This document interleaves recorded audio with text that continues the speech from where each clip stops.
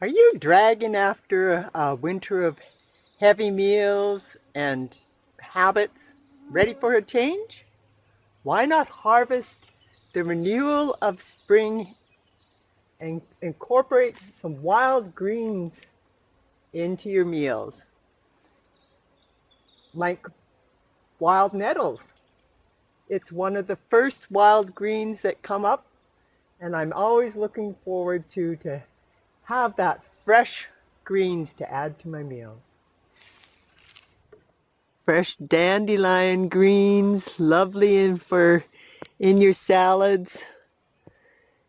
And the root, great, nutritious to add, making a coffee substitute.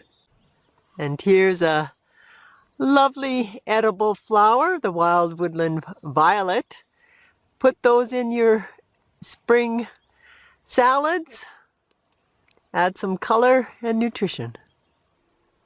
Take time to examine and let go any negative patterns and habits and make room for the positivity to come in.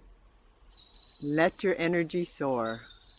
And what better place than out here in the forest, bathing in the greens, listening to the sound of the birds, breathing that fresh air, and just enjoying all the awe and wonder of nature in its spring renewal.